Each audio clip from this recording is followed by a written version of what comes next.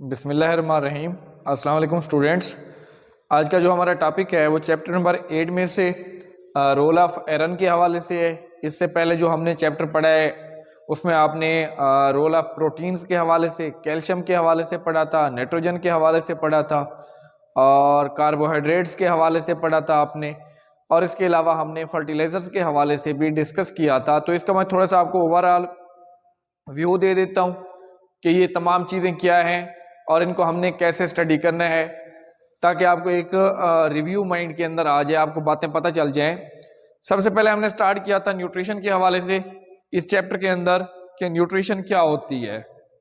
Nutrition का मैंने आपको बताया था कि न्यूट्रिशन एक ऐसे अमल का नाम है जिसमें कोई भी जानदार अपनी फूड को खुद प्रिपेयर करता है या फूड को ऑब्टेन करता है किस मकसद के लिए, ताकि वो उस फूड को एनर्जी में कन्वर्ट कर सके और उस एनर्जी को यूज कर सके अपनी ग्रोथ के लिए और अपने मेटाबॉलिज्म के लिए।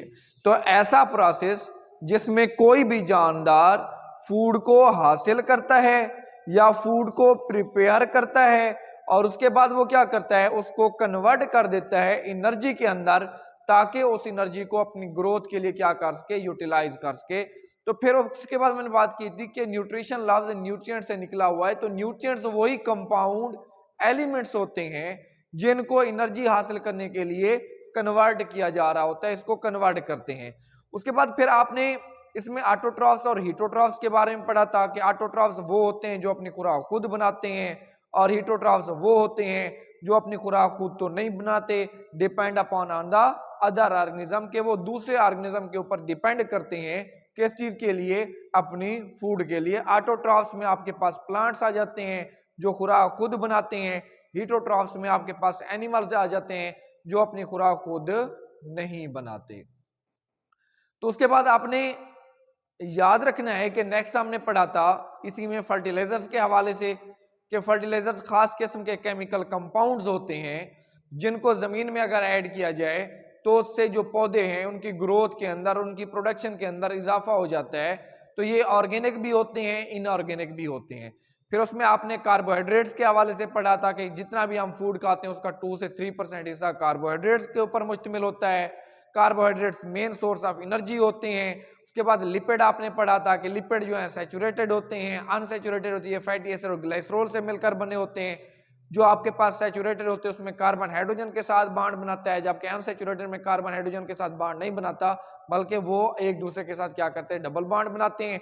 सैचुरेटेड की आपने एग्जांपल बटर ली थी और अनसैचुरेटेड की एग्जांपल आपने लिया था जो आपके पास सनफ्लावर है उसका जो ऑयल है उसकी आपने एग्जांपल ली थी। तो ये हमारे पास टोटल वो टॉपिक्स थे जो आपने पीछे पढ़े हैं। तो आज जो हमने टॉपिक डिस्कस करना है वो रोल ऑफ आयरन के हवाले से है।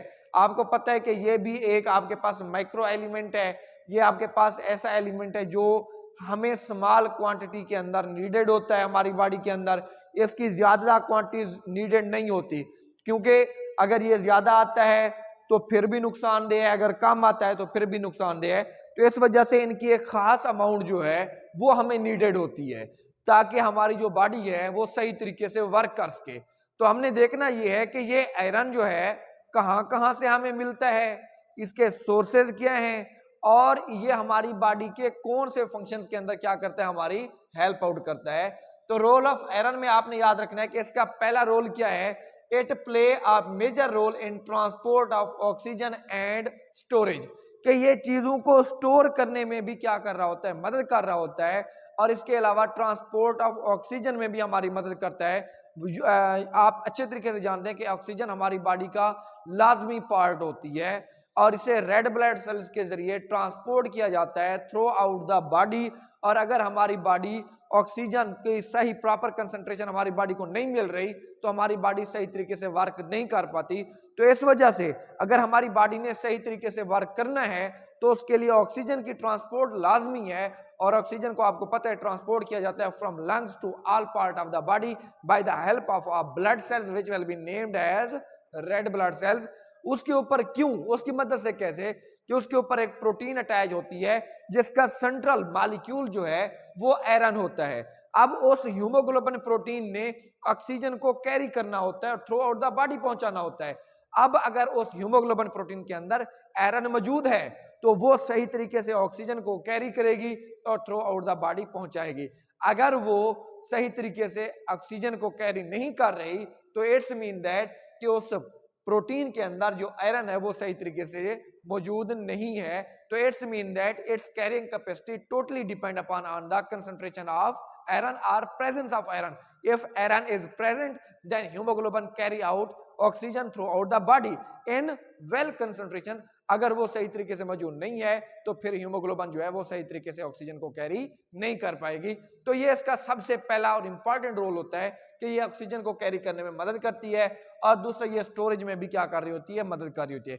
उसके बाद इसका दूसरा फंक्शन है, it is the component of haemoglobin. यह भी मैंने आपको समझा दिया है कि हीमोग्लोबिन की स्ट्रक्चर है उसके ऊपर गौर करें तो उसके अंदर जो सेंट्रल मॉलिक्यूल होता है वो आपके पास क्या होता है, वो आपके पास यही Fe आयरन होती है।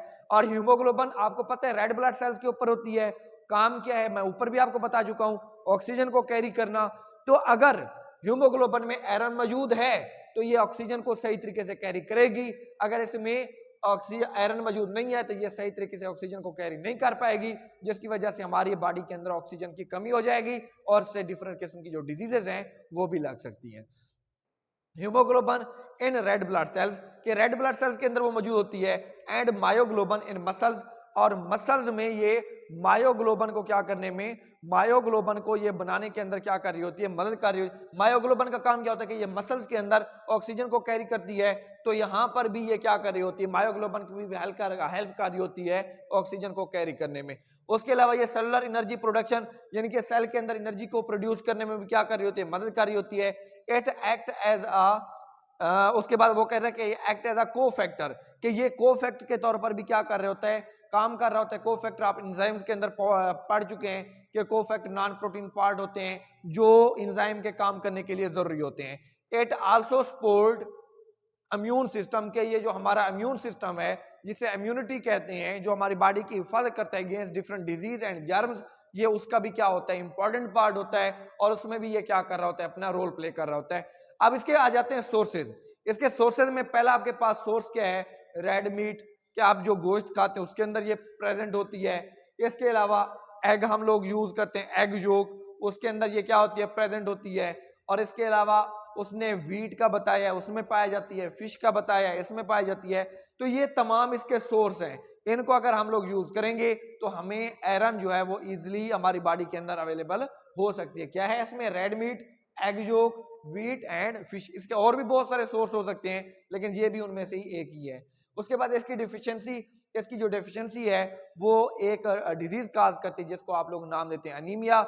इसमें क्या होता है कि जो हमारी बॉडी है उसके अंदर ऑक्सीजन की क्या हो जाती है, कमी हो जाती है और उससे जो डिजीज लगती है उस डिजीज को आप लोग नाम देते हैं किस चीज का, अनीमिया का। तो ये आज आपका टॉपिक था आयरन के हवाले से, जो बड़ा इंपॉर्टेंट टॉपिक है और ये कैल्शियम से रिलेटेड है, एक ही टॉपिक के अंदर मौजूद है। तो इसको आपने अच्छे तरीके से करना है। इसमें किसी किस्म का कोई भी प्रॉब्लम आता है तो आप कॉल के जरिए, व्हाट्सएप के जरिए मुझसे डिस्कस कर सकते हैं। जो होमवर्क दिया जा रहा है वो भी आपने लाजमी तौर पर करना है। अल्लाह हाफिज।